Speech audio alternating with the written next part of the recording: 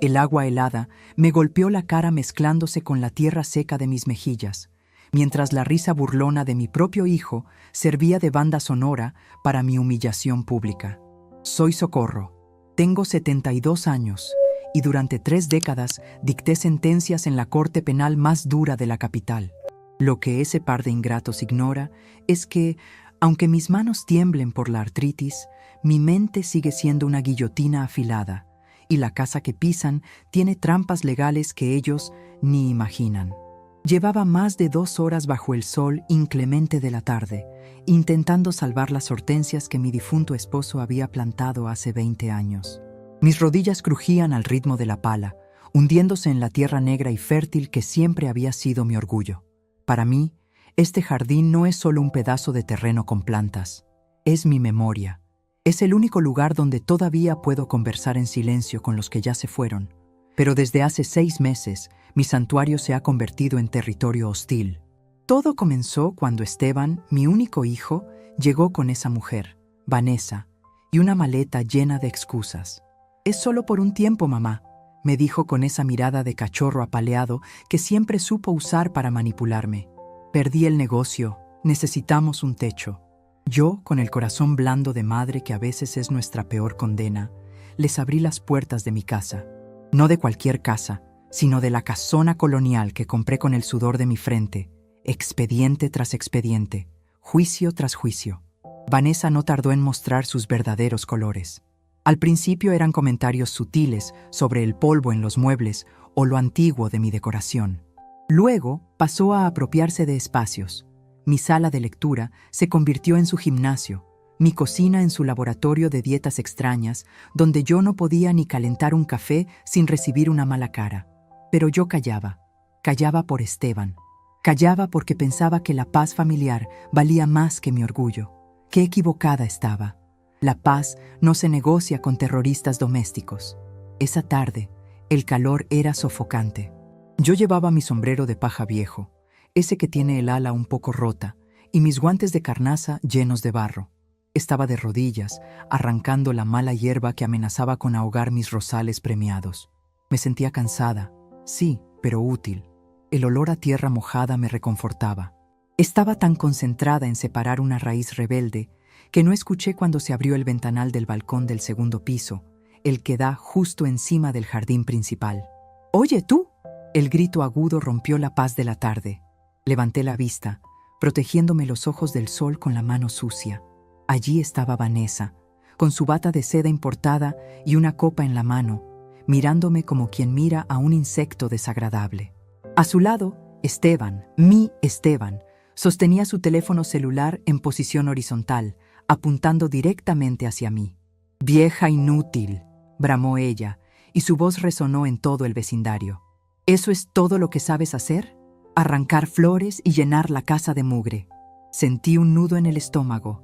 No era la primera vez que me insultaba, pero nunca lo había hecho a gritos, al aire libre.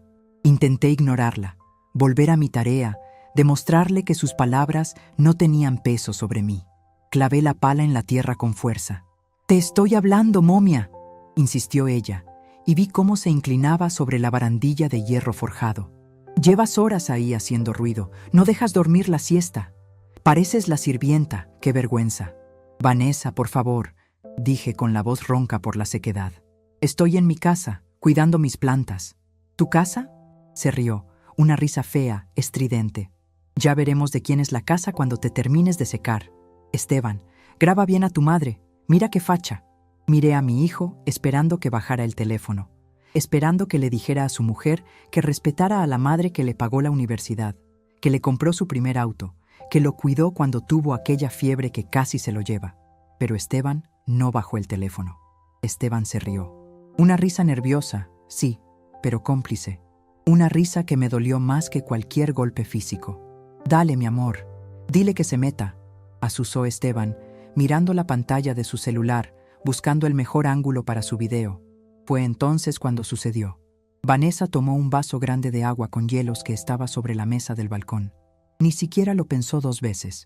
Con un movimiento rápido y despreciativo, lanzó el contenido hacia abajo. El agua fría me cayó de golpe sobre la cabeza, empapando mi sombrero, chorreando por mi cuello, mezclándose con el sudor y la tierra en mi cara. El impacto me hizo jadear por la sorpresa. El frío me caló hasta los huesos, pero fue la humillación lo que me congeló el alma. «¡Ups!», gritó Vanessa fingiendo inocencia. «Se me resbaló. A ver si así te bañas, vieja cochina». Las carcajadas de ambos resonaron desde el balcón. Esteban hacía zoom con el celular, seguramente planeando subirlo a sus redes sociales con algún título gracioso.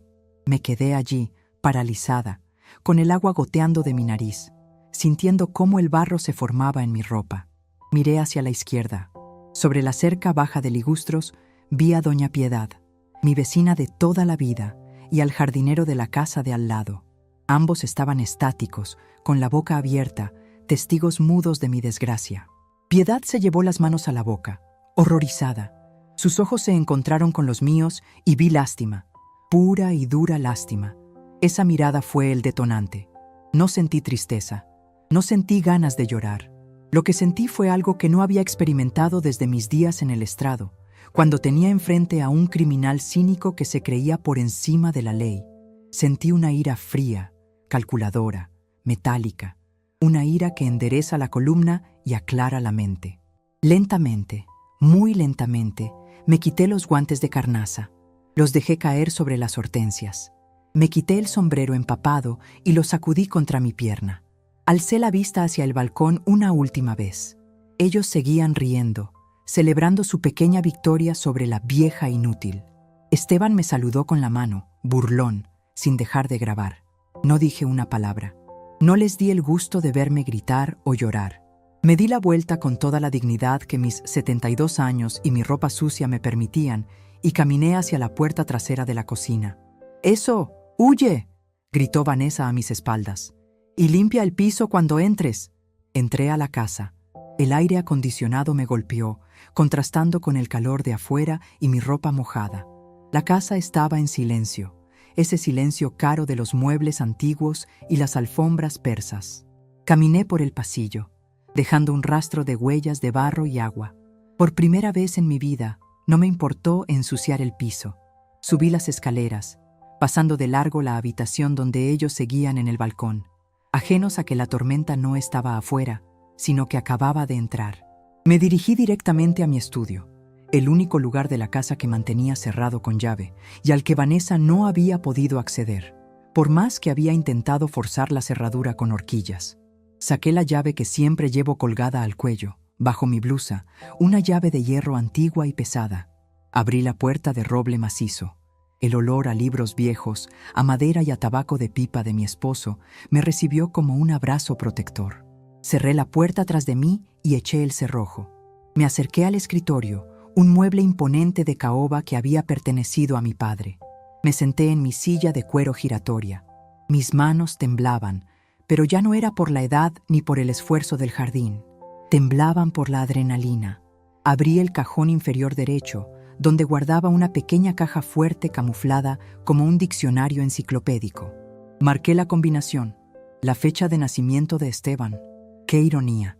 El número que abría mi seguridad era el día en que nació mi mayor decepción. La puertecita se abrió con un clic suave. Adentro no había joyas ni dinero en efectivo. Había papeles, documentos legales, escrituras originales y una pequeña agenda de cuero negro, desgastada por el uso, con bordes dorados. Saqué la escritura de la casa. Mis ojos recorrieron las cláusulas que yo misma había redactado con minucia años atrás. Esteban y Vanessa creían que, por ser mi hijo único, él tenía derechos adquiridos sobre esta propiedad. Creían que yo era una anciana vulnerable que dependía de su caridad para no estar sola. Pero olvidaron quién soy. Olvidaron que mi especialidad era el derecho civil y familiar antes de pasar a lo penal. Olvidaron que la casa no está a mi nombre personal, sino a nombre de una sociedad anónima de la cual soy la administradora única y vitalicia. Y olvidaron la cláusula de comodato precario que les hice firmar entre un montón de papeles del seguro del auto hace 3 meses, cuando llegaron llorando. Ellos firmaron sin leer. Regla número 1, nunca firmes sin leer. Mucho menos si la abogada es tu madre a la que planeas traicionar. Pero eso no era suficiente. El desalojo civil tomaría tiempo, semanas, tal vez meses, y yo no iba a pasar ni una noche más bajo el mismo techo con el hombre que se rió mientras me humillaban. Necesitaba algo más rápido, algo inmediato. Tomé la agenda de cuero negro, la abrí en la letra R. Busqué un nombre que no había usado en 5 años desde mi fiesta de jubilación. Ramírez Jorge, comisario general. Jorge Ramírez no era solo un policía. Era el novato que salvé de un despido injusto hace 30 años, cuando un político corrupto quiso usarlo de chivo expiatorio. Jorge Ramírez me debía su carrera, su pensión y su honor. Y Jorge Ramírez ahora era el jefe de la policía de la zona. Miré el teléfono fijo sobre el escritorio. Levanté el auricular. El tono de línea sonó constante, firme. Mis dedos marcaron el número de memoria. 1, 2, 3 timbres. ¿Bueno? Una voz grave, autoritaria, contestó al otro lado. «Jorge», dije. Mi voz ya no sonaba a la de una anciana jardinera. Sonaba a la magistrada Socorro, la mujer que hacía temblar a los fiscales con una sola mirada sobre sus gafas. «Habla la licenciada Socorro». Hubo un silencio breve al otro lado, seguido por el sonido de una silla arrastrándose, como si alguien se pusiera de pie por respeto, incluso a través de la línea. «Magistrada, qué honor. ¿Pasó algo?» Su voz suena diferente. «Necesito que vengas a mi casa, Jorge. Ahora mismo. Trae una patrulla. Y trae a alguien de la Unidad de Violencia Intrafamiliar y Protección al Adulto Mayor». «¿Magistrada?» Su tono cambió de respetuoso a alerta. «¿Está usted bien? ¿Es una emergencia?»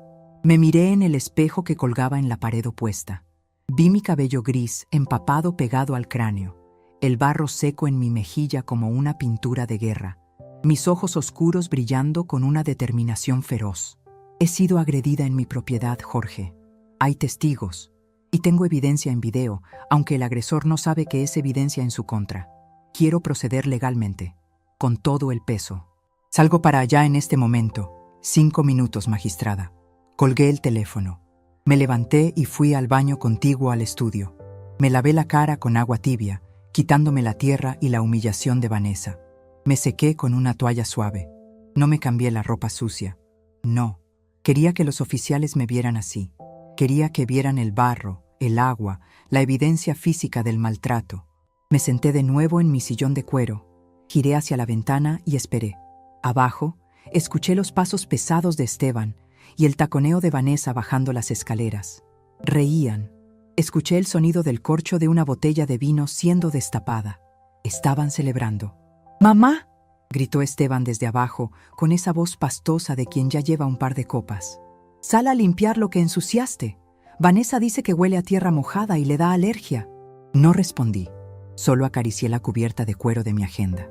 3 minutos después, el sonido de sirenas rompió la tarde. No era una sirena lejana.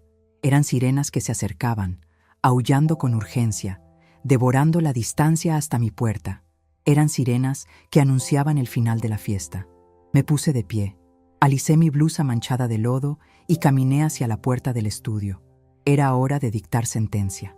Escuché el golpe seco de los puños policiales contra la madera de la puerta principal. 3 golpes. Autoridad. Ley. Orden. Abajo, las risas se cortaron de tajo, como si alguien hubiera desenchufado la radio en medio de una canción festiva. Desde el descanso de la escalera, oculta en la penumbra del pasillo superior, observé la escena como un halcón que estudia a sus presas antes de lanzarse en picada. «¿Quién diablos es?», refunfuñó Esteban, arrastrando las palabras. Escuché el tintineo de la botella de vino al ser dejada con brusquedad sobre la mesa de centro. «Seguro es algún repartidor perdido». «Vanessa, ¿pediste algo más por Amazon?» «Yo no pedí nada, amor». «Qué molestia. Ni una copa tranquila se puede tomar en este antro», respondió ella, con ese tono arrastrado que usa cuando quiere parecer sofisticada y solo suena vulgar. Esteban caminó hacia la puerta. Lo vi a través de los barrotes del barandal. Llevaba la camisa desabotonada y caminaba con esa arrogancia inflada del que se siente dueño del mundo porque su mujer lo aplaude. Abrió la puerta sin mirar por la mirilla, esperando encontrar a un mensajero al que pudiera gritarle por interrumpir su tarde. Pero no encontró a un mensajero. El marco de la puerta se llenó con la figura imponente del comisario Jorge Ramírez y 2 oficiales uniformados detrás de él. El azul oscuro de los uniformes contrastaba violentamente con la decoración beige y crema que Vanessa había impuesto en mi recibidor. El aire acondicionado pareció enfriarse aún más. «Buenas tardes», dijo Esteban, y su voz perdió 2 octavas de valentía. «¿Ocurre algo, oficial?» «Buenas tardes». «¿Es este el domicilio de la magistrada Socorro?», preguntó Ramírez. Su voz no era una pregunta, era una afirmación que exigía confirmación. No usó «señora», usó mi título, ese que me gané quemándome las pestañas durante 40 años. ¿Eh? Ah, sí, mi madre vive aquí. Esteban intentó sonreír. Esa sonrisa de vendedor de autos usados que siempre le funcionaba con sus amigos. Pero ella está descansando. Ya sabe, cosas de la edad. ¿Pasó algo en el vecindario? Vanessa se acercó, curiosa, sosteniendo su copa de vino como si fuera un cetro. Al ver a los policías, frunció el ceño, no con miedo, sino con fastidio. ¿Qué quieren? Si es por el ruido del jardín, ya paramos. Mi suegra estaba haciendo un escándalo con sus herramientas, pero ya la mandamos a dormir. Desde mi posición en las sombras, sentí una oleada de calor subir por mi pecho. La mandamos a dormir, como si fuera un perro viejo o un niño malcriado. Apreté la barandilla con fuerza. Mis manos ya no temblaban. Era el momento. Comencé a bajar las escaleras. No bajé rápido. Bajé con el ritmo pausado y solemne con el que solía entrar a la sala de audiencias cuando todos debían ponerse de pie. Mis zapatos, aunque viejos y manchados de lodo, golpeaban los escalones de madera con firmeza. Tac, tac, tac. El sonido hizo que los 3 en la puerta levantaran la vista. Debí ser una visión espantosa para ellos, pero necesaria para la justicia. El agua se había secado parcialmente, dejando mapas de tierra oscura en mi blusa blanca. Mi cabello gris, usualmente recogido en un chongo impecable, estaba pegado a mi frente y cuello, sucio y revuelto. Tenía rasguños en los brazos por las ramas de los rosales. Parecía, efectivamente, una víctima. Pero mi postura era la de un juez. «No estoy descansando, Esteban», dije. Mi voz salió clara, proyectada desde el diafragma, sin un ápice de la fragilidad que ellos esperaban. Y ciertamente no me mandaron a ningún lado. Ramírez me vio y sus ojos se abrieron ligeramente. Vi cómo su mandíbula se tensaba al notar el barro en mi cara y la ropa empapada. El instinto protector del viejo oficial se encendió, pero su entrenamiento lo mantuvo en su lugar. Hizo un saludo marcial, breve y respetuoso. «Magistrada», dijo Ramírez, ignorando por completo a mi hijo y a su mujer. Recibimos su llamada. Reporte de agresión doméstica y maltrato a un adulto mayor en situación de vulnerabilidad. La frase cayó como una bomba en medio de la sala. ¿Qué? Esteban soltó una risa nerviosa, mirando de Ramírez a mí y de vuelta a Ramírez. ¿Agresión? Por favor, oficial, esto es un malentendido. Mi madre, bueno, ya sabe cómo se ponen a cierta edad. Exageran, inventan historias para llamar la atención. Se mojó regando las plantas y se resbaló. «Exacto», intervino Vanessa, dando un paso adelante, invadiendo el espacio personal de Ramírez. Se le cayó la manguera encima. Nosotros solo tratábamos de ayudarla. ¿Verdad, Esteban? Bajé los últimos 3 escalones y me planté frente a ellos. Me sentía más alta, más fuerte. Durante meses me había encogido. Me había hecho pequeña para caber en los huecos que ellos me dejaban en mi propia casa. Había aceptado el papel de la abuela inofensiva, la que cocina y calla, la que firma cheques y agradece las migajas de afecto. Pero al verlos mentir con tanta facilidad, con esa naturalidad psicopática frente a la autoridad, algo se rompió definitivamente dentro de mí. Y al romperse, liberó a la bestia legal que llevaba dormida un lustro. «Comisario Ramírez», dije, ignorando las mentiras de mi hijo, «proceda con el protocolo de identificación de la escena». «Mamá, ¿qué te pasa?», siseó Esteban, acercándose a mí con intención de tomarme del brazo. «Estás haciendo el ridículo. Diles que se vayan». Ramírez dio un paso lateral, interponiéndose entre Esteban y yo. Su mano fue casualmente a su cinturón, cerca de las esposas. No fue una amenaza abierta, pero el mensaje fue claro. «No la toques». «Señor, le voy a pedir que mantenga la distancia», dijo Ramírez con voz de acero. La denunciante ha solicitado presencia policial. Ustedes son, en este momento, parte de una investigación preliminar. ¿Investigación?, chilló Vanessa, derramando un poco de vino sobre la alfombra. Esto es absurdo. Es mi casa. Yo no he hecho nada. Corrección, intervine, girando la cabeza lentamente para mirarla a los ojos. Por primera vez no bajé la mirada. La sostuve. Esta no es tu casa, Vanessa. Nunca lo ha sido. Y lo que has hecho está tipificado en el Código Penal. Artículo 203. Violencia física y psicológica contra ascendientes. Vanessa parpadeó, confundida. No estaba acostumbrada a que la vieja inútil citara códigos penales. Estaba acostumbrada a que yo le preguntara si le gustaba la sopa. Comisario, continué, señalando el bolsillo del pantalón de Esteban. El sujeto masculino tiene en su posesión un dispositivo móvil que contiene evidencia videográfica del incidente. Fue grabado hace menos de 20 minutos. Solicito que se asegure el dispositivo para evitar la destrucción de evidencia. Esteban se llevó la mano al bolsillo instintivamente, protegiendo el celular. Su rostro palideció. Sabía lo que había grabado.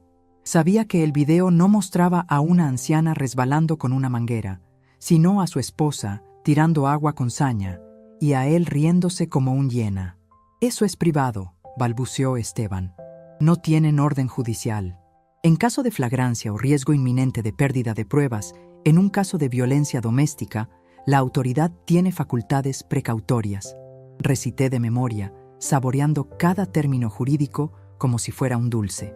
Además, comisario, como propietaria del inmueble, doy mi consentimiento total para el registro de cualquier área común donde se haya cometido el ilícito. El balcón y el jardín son áreas comunes. Ramírez asintió, sacando una libreta. Señor, le sugiero que entregue el teléfono voluntariamente para que los oficiales revisen el material. Si no hay nada que ocultar, se lo devolveremos enseguida. Si se niega y luego encontramos que borró el archivo, estaríamos hablando de obstrucción de la justicia y alteración de evidencia. Eso es delito grave. Esteban miró a Vanessa. Vanessa miró a Esteban. El miedo empezó a reemplazar a la arrogancia. Era delicioso ver cómo se desmoronaba su fachada de intocables.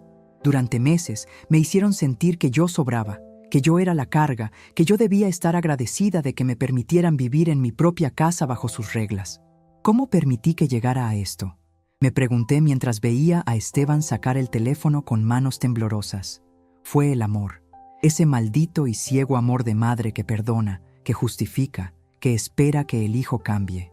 Pensé que si les daba espacio, si les daba dinero, si les daba comodidad, ellos me darían cariño. Pero hay personas que son como pozos sin fondo. Tiras todo lo que tienes y nunca escuchas el golpe al caer. Solo piden más. Al ver a Esteban desbloquear el teléfono y entregárselo al oficial auxiliar, sentí una punzada de dolor en el corazón, pero la aplasté de inmediato con la lógica. Ese hombre no era el niño al que le enseñé a andar en bicicleta. Ese hombre era un cómplice de mi tortura, y hoy la madre tenía que salir de la sala para dejar entrar a la juez. El oficial reprodujo el video. El volumen estaba alto. «Vieja inútil, ¿eso es todo lo que sabes hacer?». La voz de Vanessa chilló desde el pequeño aparato. Luego, el sonido del agua cayendo, el jadeo de sorpresa mío y la risa inconfundible de Esteban. «Dale, mi amor, dile que se meta». El silencio en la sala fue sepulcral cuando el video terminó.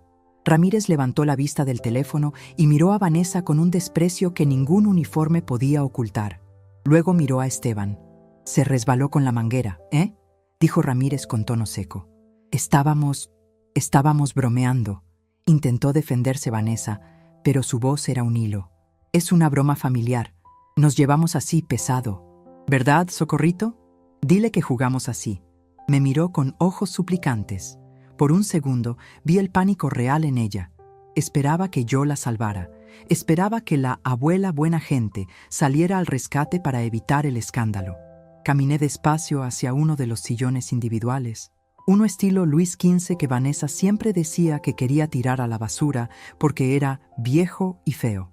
Me senté con elegancia, a pesar de mi ropa sucia, cruzando las piernas y apoyando las manos sobre las rodillas. «No, oficial», dije con calma. No estábamos jugando. He sido objeto de hostigamiento sistemático, humillación pública y agresión física dentro de mi propiedad. Y quiero presentar cargos formales. ¡Mamá!, gritó Esteban. «Nos vas a meter en problemas por una estupidez. Es Vanessa, es mi esposa». «Y yo soy tu madre», respondí, y mi voz sonó tan fría que hasta yo misma me sorprendí. «Pero parece que ese título perdió valor para ti hace mucho tiempo. Ahora, vamos a usar otros títulos.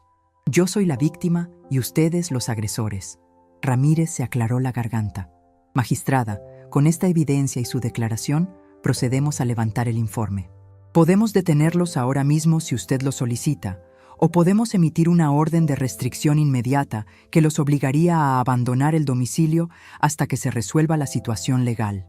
Mis ojos recorrieron la sala. Vi las fotos de ellos dos en la repisa, donde antes estaban las de mi esposo.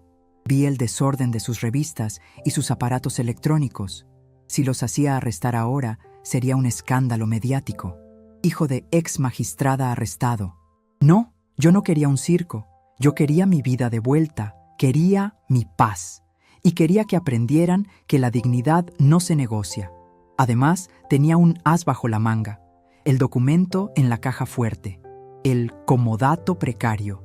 Esa pequeña cláusula que decía que yo podía revocar el préstamo de la casa en cualquier momento, sin previo aviso, por causal de ingratitud o necesidad del propietario. Había redactado esa cláusula casi por hábito profesional, nunca pensando que la usaría. Bendita sea mi paranoia de abogada. No quiero que los esposen hoy, comisario, dije, viendo cómo los hombros de Esteban se relajaban un poco. Pobre iluso. Creía que me estaba ablandando. No quiero que los vecinos vean patrullas llevándoselos.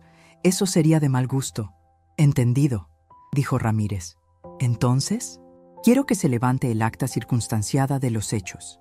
Quiero que quede constancia legal de la agresión y que el video se anexe como prueba digital certificada. Y quiero solicitar medidas de protección inmediatas, una orden de alejamiento preventiva. Pero vivimos aquí, interrumpió Vanessa recuperando un poco de color. Si nos ponen una orden de alejamiento, ¿dónde vamos a dormir? Miré a Vanessa. Luego miré mis uñas llenas de tierra. Ese es un problema logístico que no me corresponde resolver, respondí sin mirarla. La ley es clara. Si hay riesgo para la integridad de la víctima, el agresor debe ser removido del entorno. Mamá, no puedes hacernos esto, suplicó Esteban, acercándose un paso, pero deteniéndose ante la mirada de Ramírez. No tenemos a dónde ir. Perdimos el departamento, lo sabes. No tenemos dinero para un hotel. Tienes un auto, Esteban, dije suavemente. Y tienes amigos, esos con los que sales a gastarte el dinero que te doy. Seguro alguno te recibirá. Me levanté del sillón. El dolor en mis rodillas había desaparecido, reemplazado por la adrenalina del poder recuperado. Comisario Ramírez, por favor, tome sus declaraciones aquí mismo. Yo subiré a cambiarme y a redactar mi denuncia formal para ratificarla mañana en el Ministerio Público. Ah, y una cosa más. Me giré hacia Esteban y Vanessa, quienes parecían dos niños regañados en la dirección de la escuela, pero con el terror adulto de saber que las consecuencias serían reales. Mañana a primera hora vendrá mi abogado a notificarles la rescisión del contrato de comodato que firmaron. Tienen 24 horas para sacar sus cosas. Lo que quede después de ese plazo será considerado basura y donado a la caridad. «Firmamos eso sin leer», gritó Esteban. «Nos engañaste», sonreí. Una sonrisa pequeña, afilada, peligrosa. «Nadie los engañó, hijo». Yo les puse los papeles enfrente. Ustedes estaban demasiado ocupados mirando sus teléfonos para leer lo que firmaban. La ignorancia de la ley no exime de su cumplimiento. Y la estupidez, lamentablemente, tampoco. Me di la vuelta y caminé hacia las escaleras. Sentía sus miradas clavadas en mi espalda. Escuchaba los murmullos frenéticos de Vanessa y las instrucciones secas de los oficiales pidiéndoles sus identificaciones. Al subir el primer escalón, me detuve y me giré una última vez. «Jorge», llamé al comisario. «¿Sí, magistrada?» «Asegúrate de que no se lleve nada que no sea estrictamente ropa y artículos de aseo personal por ahora. Voy a hacer un inventario. Falta una pluma fuente de oro de mi escritorio y tengo sospechas fundadas de dónde podría estar». Vanessa se llevó la mano al bolso instintivamente. Lo vi. Ramírez lo vio. Entendido, magistrada. Revisaremos los bolsos antes de que salgan a buscar dónde dormir. Subí las escaleras. Cada paso me alejaba de la víctima que fui hace una hora y me acercaba a la mujer que siempre debí ser. Entré a mi habitación, cerré la puerta y me apoyé contra ella, respirando hondo. No lloré, ya no había lágrimas. Me acerqué al espejo de cuerpo entero. La mujer que me devolvía la mirada estaba sucia, despeinada y vieja, pero en sus ojos había un brillo que hacía años no veía. Era el brillo de la guillotina antes de caer. Me quité la ropa sucia, dejándola caer al suelo como una piel muerta. Mañana sería un nuevo día. Mañana, el jardín no sería lo único que limpiaría. Mañana, arrancaría la mala hierba de raíz y esta vez me aseguraría de que no volviera a crecer nunca más. Me metí a la ducha caliente, dejando que el agua lavara la suciedad, preparándome. Porque aunque había ganado la primera batalla, la guerra por recuperar mi vida apenas comenzaba. Y ellos no tenían ni idea de con quién se habían metido. La luz de la mañana entró por mi ventana con una claridad ofensiva, como si el sol no supiera que dentro de esta casa se estaba librando una guerra fría. Me levanté a las 6 en punto, no por costumbre, sino por estrategia. En mis tiempos en la corte, aprendí que quien controla los tiempos, controla el juicio. Hoy no me puse la bata de casa, ni las pantuflas cómodas que Esteban siempre miraba con desdén. Abrí el armario y saqué mi traje sastre color azul marino, ese que usé para dictar mi última sentencia antes de jubilarme. Me maquillé con cuidado, ocultando las ojeras de una noche de insomnio planificado, y me calcé los zapatos de tacón bajo. El clic de mis pasos sobre la madera sería mi mazo de juez durante todo el día.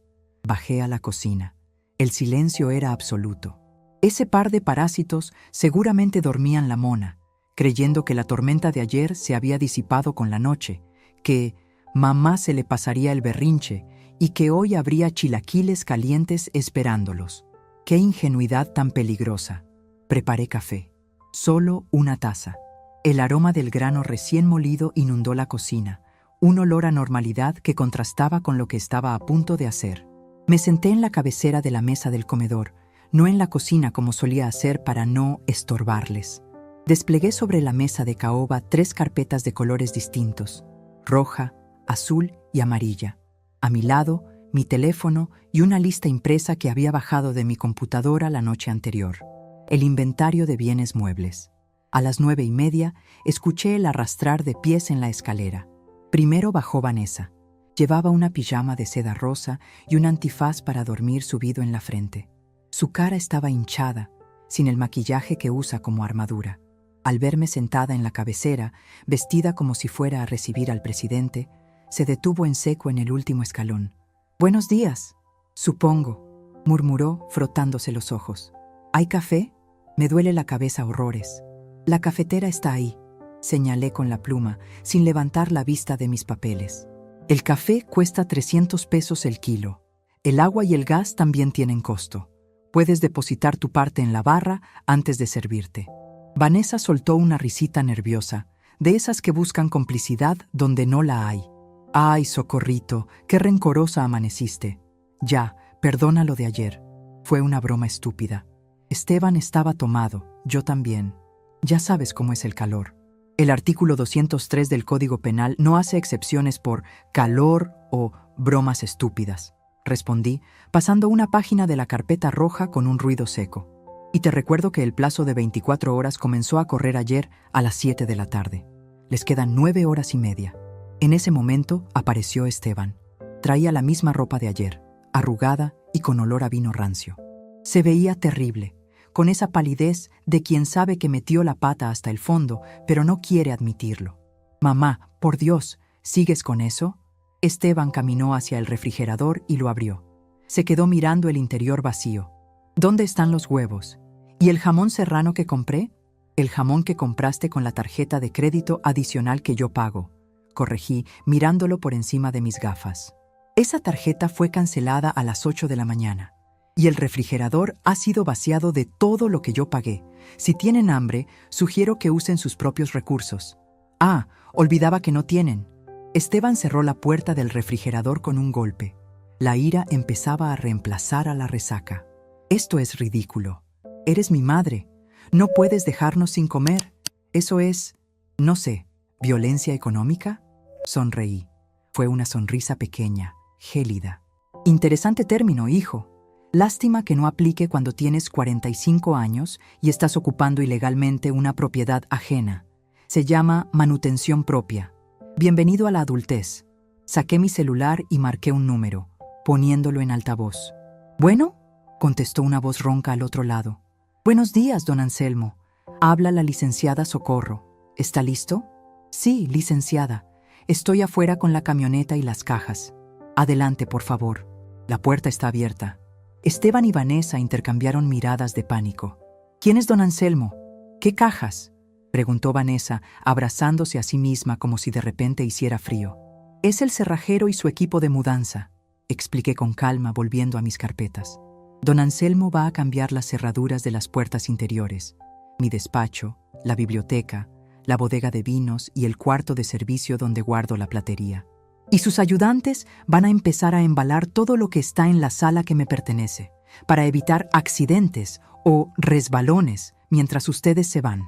«No puedes hacer eso», gritó Esteban, golpeando la mesa con la palma de la mano. «Todavía estamos aquí».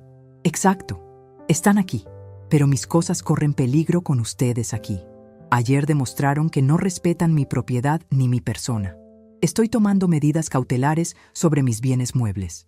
En ese instante, el timbre sonó. Don Anselmo, un hombre robusto con un cinturón de herramientas que tintineaba al caminar, entró seguido de dos muchachos jóvenes cargando cajas de cartón y plástico de burbujas. «A trabajar, muchachos», ordené, poniéndome de pie. «Sala y comedor primero. Quiero la cristalería de Bohemia empacada y sellada. Don Anselmo, empiece por la puerta del patio y la bodega». La casa, que solía ser su patio de recreo y holgazanería, se transformó en un hervidero de actividad. El sonido del taladro de don Anselmo, perforando la madera de las puertas, resonaba como una ametralladora.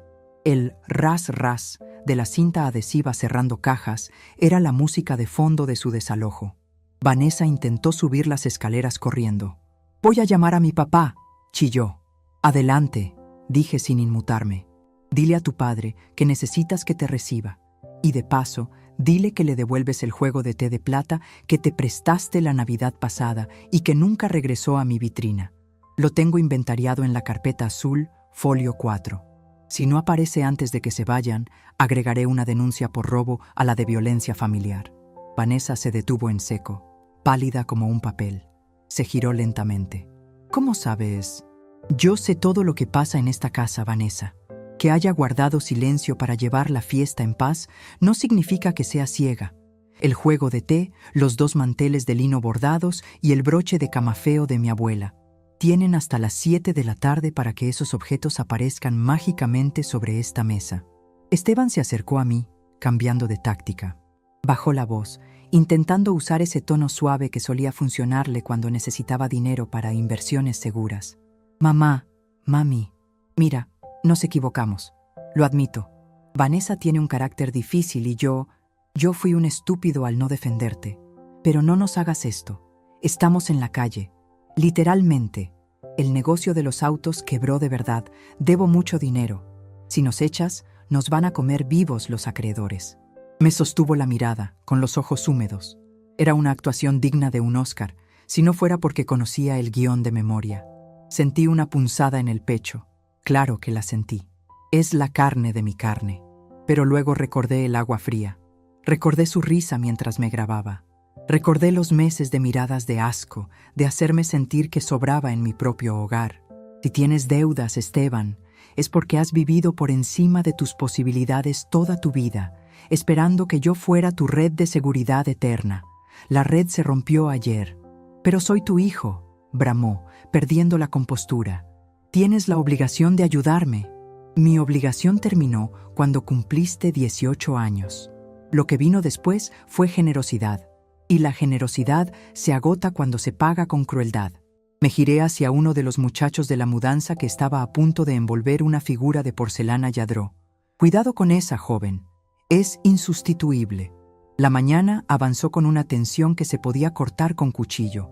Esteban y Vanessa deambulaban por la casa como fantasmas, tropezando con cajas, sin saber si empacar sus cosas o seguir rogando. Intentaron hacerse de comer, pero la despensa estaba cerrada con llave desde la noche anterior y en el refrigerador solo había agua y mis medicamentos.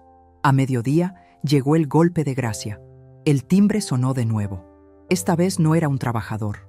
Era el licenciado Roberto Moncada, mi antiguo socio del despacho y actual representante legal. Roberto, un hombre de 70 años, alto, canoso y con una elegancia que ya no se fabrica, entró a la casa con un maletín de cuero bajo el brazo. «Licenciada Socorro», me saludó con una reverencia formal, besando mi mano. «Lamento las circunstancias, pero todo está listo según sus instrucciones». «Gracias, Roberto. Pasa, por favor». Esteban, al ver a Moncada, sintió un alivio momentáneo. Conocía a Roberto desde niño. «Tío Roberto», exclamó Esteban, acercándose con la mano extendida. «Qué bueno que llegas. Tienes que hablar con mi mamá. Se ha vuelto loca. Nos quiere echar a la calle por un accidente con una manguera. Dile que es ilegal. Tú sabes de leyes». Roberto Moncada ni siquiera parpadeó. No le estrechó la mano. Lo miró con una frialdad profesional que heló el ambiente. «Señor Esteban», dijo Roberto, marcando una distancia kilométrica con esas dos palabras. «No soy su tío. Soy el representante legal de la propietaria de este inmueble, y estoy aquí para notificarle formalmente la rescisión del contrato de comodato precario que usted firmó el día 12 de febrero del presente año». Roberto abrió su maletín y sacó un documento con sellos oficiales. Se lo tendió a Esteban. «Aquí está la copia notariada. La cláusula cuarta es muy clara. El comodante se reserva el derecho de terminar el presente contrato en cualquier momento, sin necesidad de declaración judicial, por causa de ingratitud manifiesta, maltrato o necesidad del inmueble». Esteban tomó el papel con manos temblorosas. Sus ojos recorrían las líneas frenéticamente.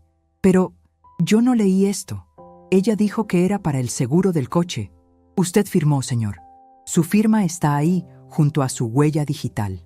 Alegar ignorancia de lo que se firma siendo un hombre adulto y empresario es, cuando menos, vergonzoso. Roberto se ajustó los lentes. «Además, tengo en mi poder la copia de la denuncia presentada ayer ante el Ministerio Público, con el número de folio de la evidencia digital. La ingratitud manifiesta y el maltrato están probados». Vanessa se acercó, leyendo el papel por encima del hombro de Esteban.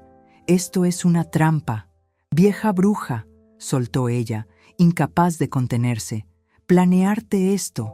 Sabías que algún día nos ibas a joder y nos hiciste firmar eso». Me levanté de la mesa. El ruido de la silla arrastrándose sobre el piso hizo que todos callaran. Caminé hasta quedar frente a Vanessa. Ella era más alta que yo, pero en ese momento se encogió. «No, Vanessa. Yo no planeé que ustedes fueran crueles. Yo planeé protegerme por si lo eran. Hay una gran diferencia. Yo recé, todos los días, para no tener que usar ese papel. Esperaba que mi hijo madurara.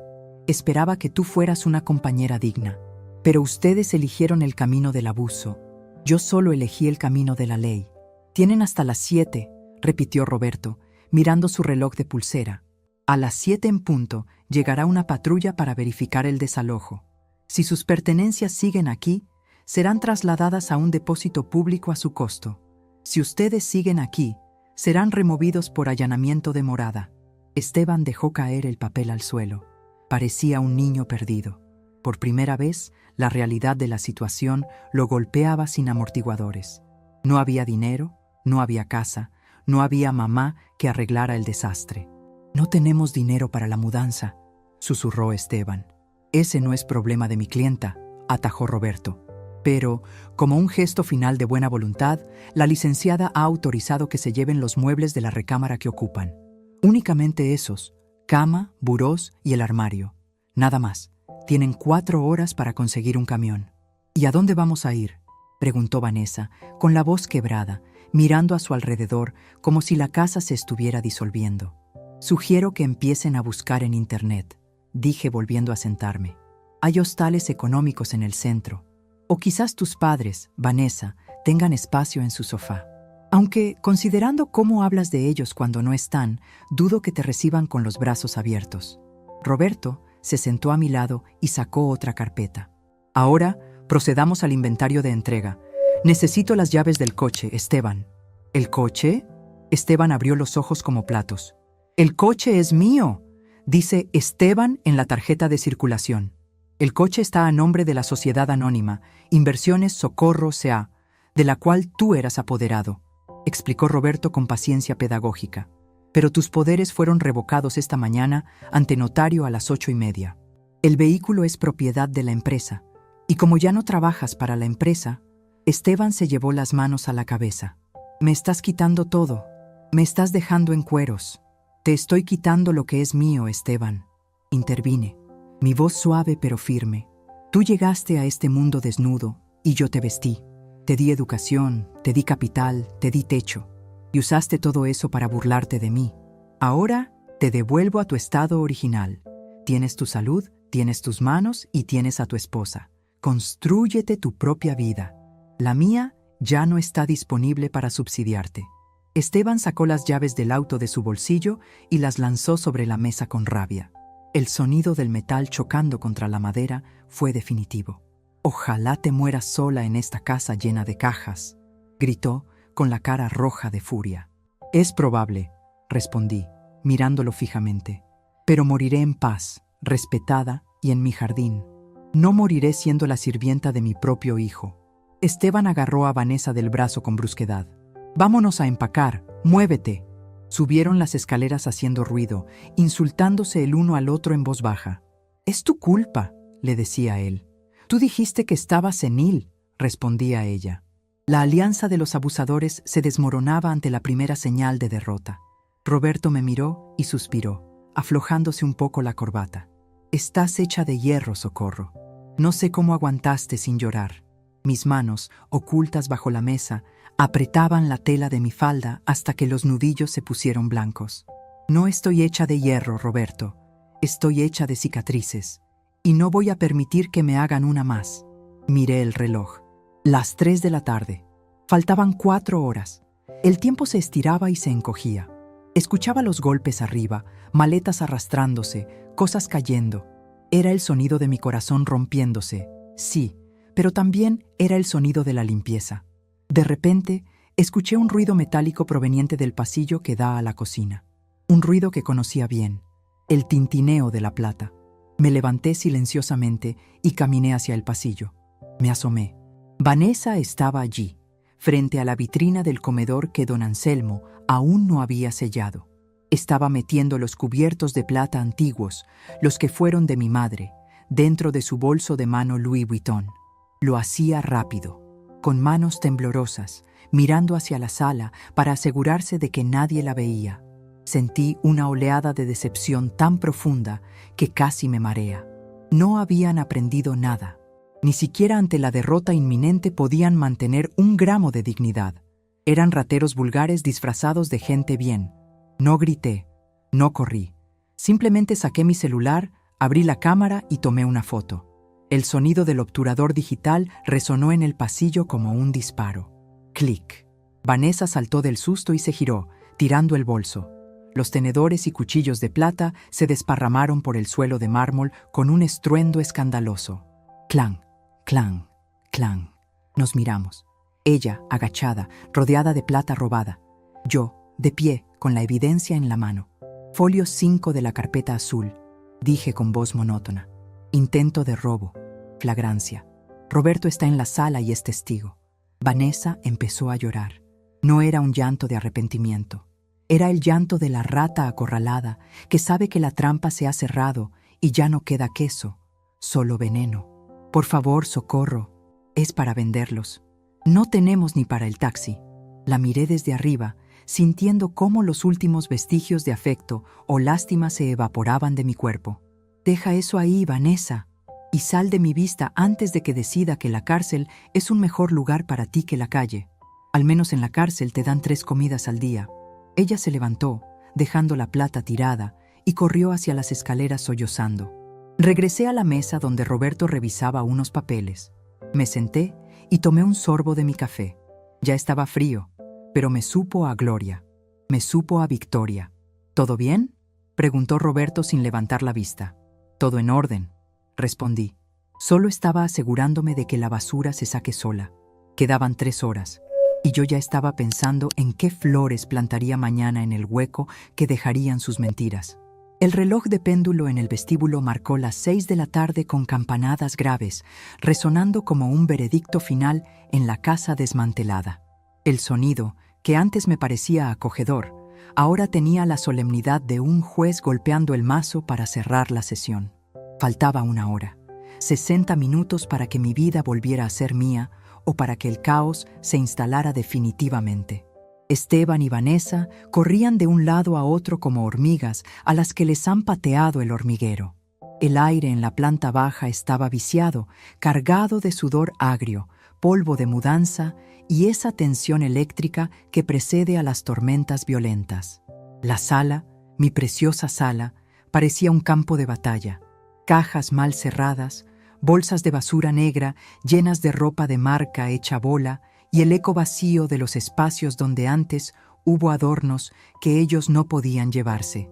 «¡No cabe todo en el camión!», gritó Esteban desde la entrada, con la camisa pegada al cuerpo por el esfuerzo y el rostro desencajado. «Mamá, por favor, déjanos dejar algunas cosas en el garaje unos días. Solo unos días». Lo miré desde mi sillón, el único mueble que no permití que tocaran ni cubrieran. Tenía mi taza de té en la mano, aunque el líquido ya estaba frío. Roberto, mi abogado, revisaba el inventario con la precisión de un cirujano, marcando cada objeto que salía por la puerta. «El contrato estipula desalojo total, Esteban», respondí sin alterar mi tono de voz, aunque por dentro sentía una mezcla de náusea y tristeza. «El garaje no es una bodega de alquiler, y te recuerdo que el camión que conseguiste es pequeño porque fue el único que pudiste pagar con el poco efectivo que tenías. Eso se llama mala planificación, la historia de tu vida». «¡Eres increíble!», bramó él, pateando una caja de zapatos. «Estás disfrutando esto. Disfrutas ver a tu hijo humillado». Dejé la taza sobre la mesita con un movimiento suave. El tintineo de la porcelana cortó el aire. «Corrección. Estoy aplicando consecuencias. La humillación la buscaron ustedes ayer en el balcón. Yo solo estoy ejecutando la sentencia. Y te sugiero que no patees las cajas. Si rompes el piso de madera, te lo descontaré del depósito de garantía». «Ah, cierto, no hay depósito. Te lo cobraré por la vía civil». Vanessa entró arrastrando una maleta rosa gigantesca que chillaba contra el suelo de mármol. Se le había roto una uña y el rímel se le había corrido, dándole el aspecto de un payaso triste y peligroso. «No puedo cargar esto», gimoteó, dejándose caer sobre la maleta. «Me duele la espalda. Socorro, dile a los hombres de la mudanza que me ayuden». «Los hombres de don Anselmo están aquí para proteger mis bienes, no para cargar tus caprichos, querida», dije cruzando las piernas. «Además, ese bolso que llevas colgado parece muy pesado». «¿Segura que no llevas nada que no te corresponde?». Vanessa se aferró a su bolso, lanzándome una mirada de odio puro. «Ya revisaste todo. Eres una paranoica». «Soy precavida. La paranoia es irracional. Mi desconfianza hacia ti está basada en evidencia empírica». Folio 5, ¿recuerdas? Los minutos pasaban. 6:30. El camión de mudanza barato que había conseguido Esteban, una carcacha ruidosa conducida por un hombre con pocas ganas de trabajar, ya estaba casi lleno con sus muebles de recámara y docenas de bolsas. Pero aún quedaban cosas, y la desesperación de ellos aumentaba proporcionalmente al avance de las manecillas del reloj. Fue entonces cuando Esteban intentó su última jugada. La carta de la lástima ya no servía, la de la ira tampoco. Así que intentó la del miedo. Se acercó a mí, invadiendo mi espacio personal. Roberto se puso de pie de inmediato, interponiéndose, pero Esteban lo empujó levemente. «Escúchame bien», dijo Esteban, bajando la voz a un susurro ronco. «Si nos echas así, voy a hablar. Voy a decirle a todo el mundo que la gran magistrada Socorro está senil, que nos atacaste, que perdiste la cabeza. Tengo amigos en la prensa local. Voy a arruinar tu reputación intachable. ¿Quieres que tus ex colegas piensen que la dama de hierro se oxidó?». Me quedé inmóvil. Roberto iba a intervenir, pero levanté la mano para detenerlo. Miré a mi hijo a los ojos. Esos mismos ojos que una vez me miraron con adoración cuando le curaba las rodillas raspadas, ahora me miraban con la frialdad de un extorsionador. Sonreí. No fue una sonrisa de victoria, sino de lástima profunda. Ay, Esteban, siempre subestimando a tu oponente. Ese fue tu error en los negocios, y es tu error ahora. Me puse de pie lentamente, alisando mi falda. Me sentía gigante. ¿Crees que mi reputación depende de lo que diga un empresario fracasado que vive de su madre?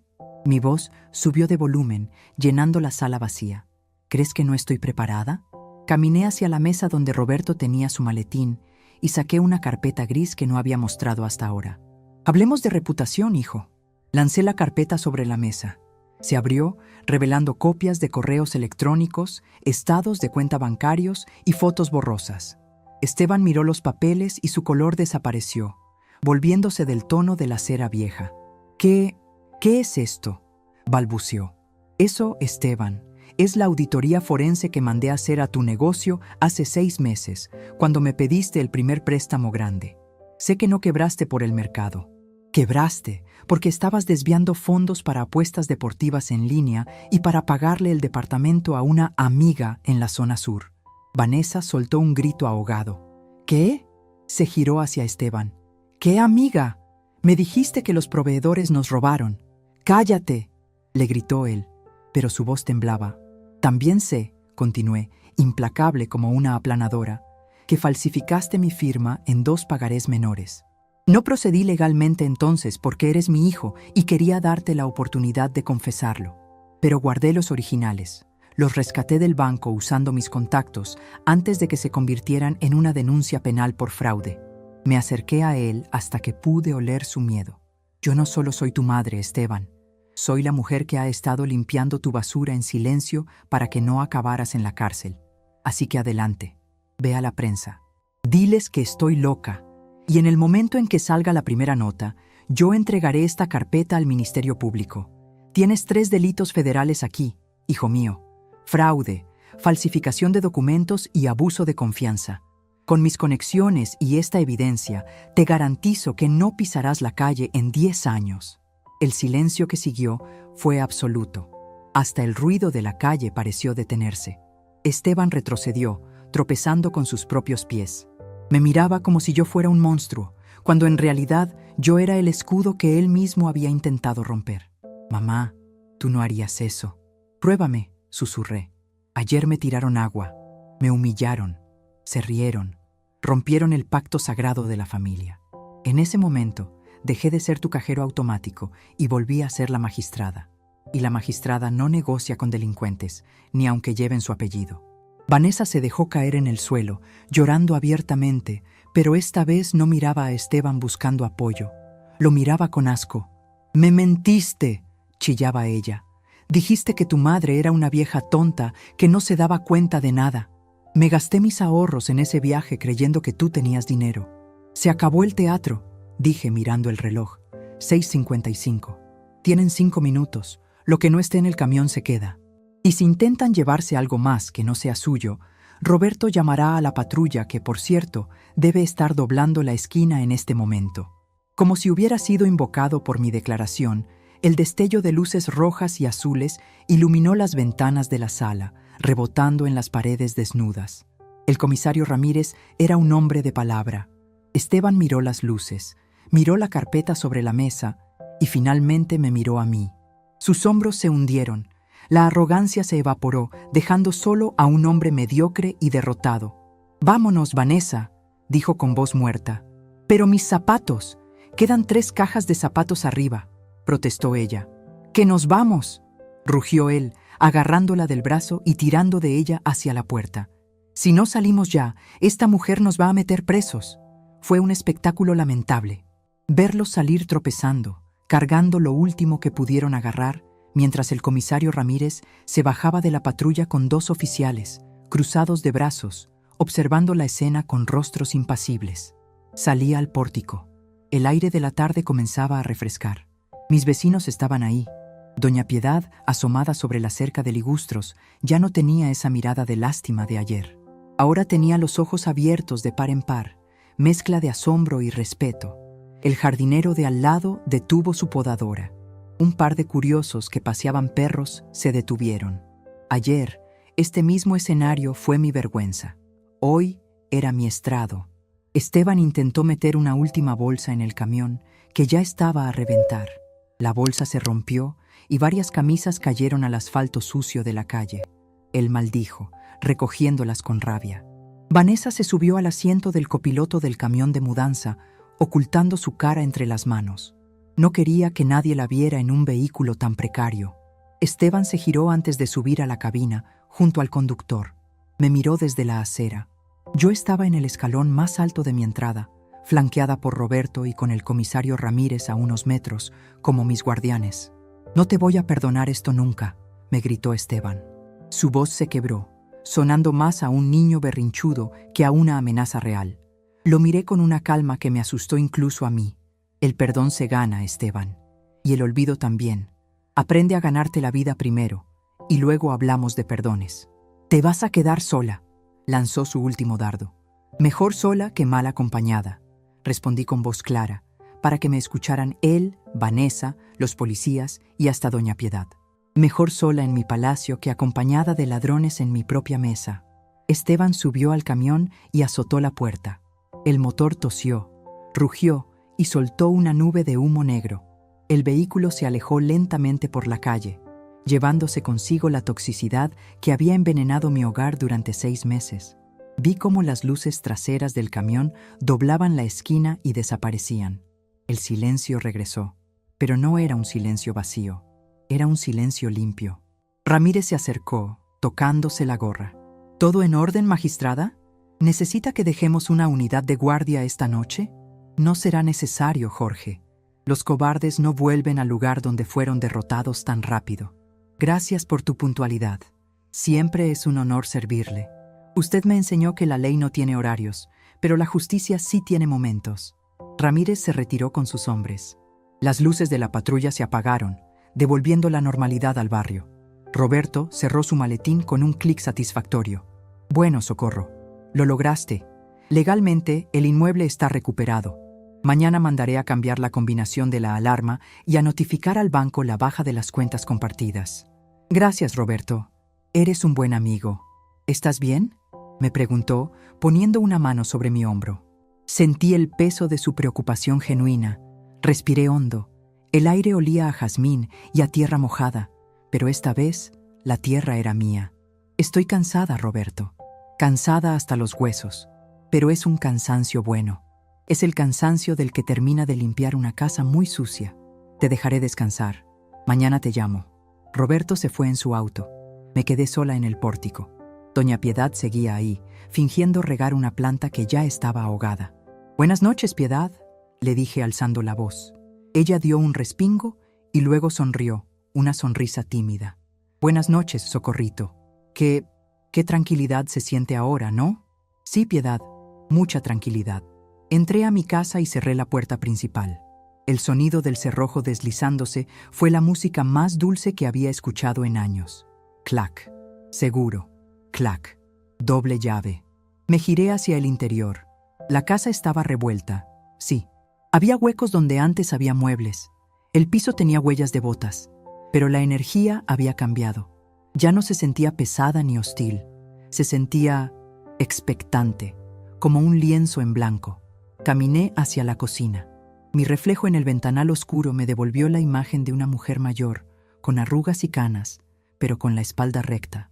Ya no era la vieja inútil, era la dueña y señora de su destino. Miré la lista de inventario que había dejado sobre la mesa. Faltaba una cosa por hacer. Saqué mi teléfono celular. Entré a la aplicación del banco. Tenía una notificación de un intento de cargo de la tarjeta de Esteban en una licorería hace 10 minutos. Transacción declinada. Sonreí. La tecnología es maravillosa cuando uno tiene el control. Me preparé un té nuevo, esta vez caliente. Me senté en el suelo de la sala, en medio de la nada, con las piernas cruzadas como cuando era joven. Cerré los ojos y escuché. No había reggaetón a todo volumen. No había gritos pidiendo comida. No había risas burlonas. Solo estaba el zumbido suave del refrigerador y el latido de mi propio corazón, fuerte y constante. Mañana vendría la limpieza física. Mañana contrataría a un equipo para desinfectar cada rincón que ellos tocaron. Mañana compraría sábanas nuevas. Pero hoy me tocaba disfrutar de mi victoria. Había recuperado mi castillo. Había expulsado a los invasores. Y aunque el precio fue alto, pagado con la moneda del dolor materno, el cambio valía la pena. Porque había descubierto que mi dignidad no tenía precio de descuento. De repente, mi mirada cayó sobre algo que brillaba debajo del sofá, algo que se les había caído en la prisa. Me acerqué y lo recogí. Era el anillo de bodas de Vanessa. Lo sostuve bajo la luz, una piedra pequeña, barata, que Esteban había comprado a plazos. Seguramente se le resbaló cuando forcejeaba con las cajas, o quizás, en su furia, se lo quitó y lo tiró. Lo puse sobre la mesa de centro. No lo tiraría. Lo guardaría en la caja fuerte, junto con los pagarés falsos y la auditoría.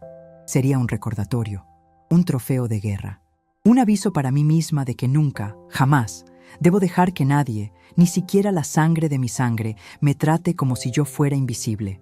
Me levanté y apagué las luces de la sala, quedándome solo con la luz de la luna que entraba por el ventanal del jardín. Ese jardín que mañana volvería a ser mío. «Buenas noches, Socorro», me dije a mí misma en voz alta. Y por primera vez en mucho tiempo, la casa me respondió con un silencio amoroso, dándome la bienvenida de vuelta. Han pasado 3 meses desde que el camión de mudanza se llevó la toxicidad de mi vida, dejando atrás solo el eco de los portazos y el silencio bendito de una casa que vuelve a respirar. Hoy, el sol de la mañana no quema como aquella tarde fatídica. Hoy, el sol acaricia. Estoy de pie en el mismo lugar del jardín donde Vanessa me lanzó el agua helada, pero ya no hay barro en mis mejillas ni vergüenza en mi pecho. Las hortensias que Esteban pisoteó con sus cajas durante la mudanza han vuelto a brotar, más fuertes y azules que nunca, como si la tierra misma hubiera entendido que aquí ya no hay lugar para lo marchito. La casa huele a limón y cera para madera. Contraté a una brigada de limpieza profunda al día siguiente de que se fueran. Les pedí que lavaran las cortinas, que desinfectaran los baños y, sobre todo, que sacaran cualquier rastro de ese perfume barato y empalagoso que Vanessa usaba y que se había impregnado en los cojines de mi sala. Fue un exorcismo doméstico. Cada mancha que desaparecía era un peso menos sobre mis hombros. Ahora, cuando entro a la cocina, no siento el nudo en el estómago esperando ver platos sucios apilados o escuchar quejas sobre la comida. Ahora, mi cocina es mi laboratorio de paz, donde el café sabe a libertad. Mis vecinos, los mismos que fueron testigos mudos de mi humillación, ahora me saludan con una reverencia distinta. Ya no soy la pobre viejita que se dejaba gritar. Doña Piedad, que vive al lado y lo ve todo desde su ventana, fue la primera en acercarse. Unos días después del desalojo, me vio podando los rosales y se acercó a la cerca con un Tupperware de arroz con leche. «Para que recupere fuerzas, Socorrito», me dijo. En sus ojos ya no había lástima, había esa admiración silenciosa que sentimos las mujeres cuando vemos a otra levantarse del suelo y sacudirse el polvo con elegancia. La vida sin ellos no es solitaria, es selectiva. He aprendido que la soledad no es estar sin gente, sino estar rodeada de personas que te hacen sentir sola. Y yo, por primera vez en años, estoy muy bien acompañada por mí misma. Roberto, mi abogado y amigo fiel, vino ayer a traerme los papeles finales del divorcio de las cuentas bancarias y las actualizaciones de la sociedad. Nos sentamos en el porche, bebiendo té helado, y me contó las novedades sobre el dúo dinámico. No voy a mentir, una parte de mi corazón de madre se estrujó al escuchar, pero mi mente de juez mantuvo la sentencia firme. Resulta que la realidad tiene una forma muy curiosa de cobrar facturas.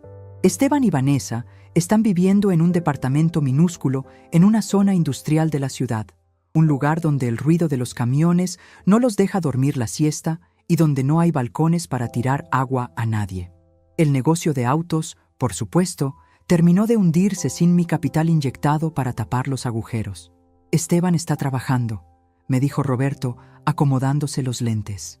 Consiguió puesto como vendedor en una tienda de electrodomésticos. Gana por comisión. ¿Y Vanessa?, pregunté, mirando cómo una mariposa se posaba en mi mano. recepcionista en una clínica dental. Al parecer, su padre no quiso recibirla de vuelta en casa cuando se enteró, por vías misteriosas, de que ella había intentado robar tu platería. Sonreí internamente. Esas vías misteriosas fui yo enviándole la foto que tomé a su padre por correo electrónico. A veces, la justicia divina necesita un pequeño empujón terrenal. Saber que están trabajando, que están sudando para pagar su propia luz y su propia comida, me da una paz extraña.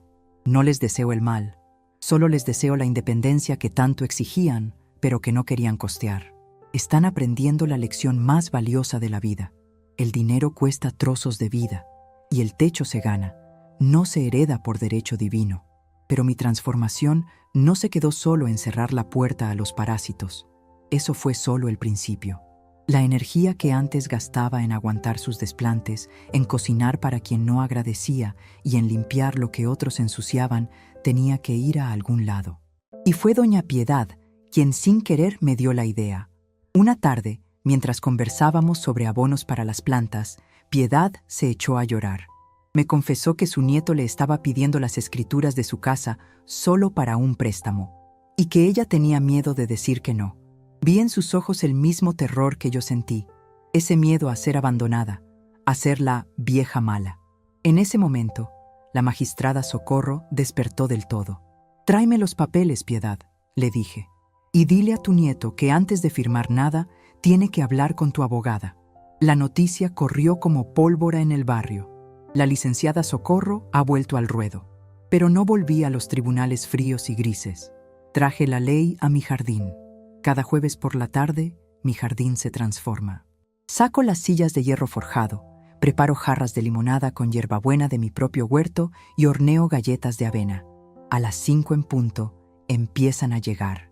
Son mujeres como yo, algunas viudas, otras solteras, algunas con maridos enfermos.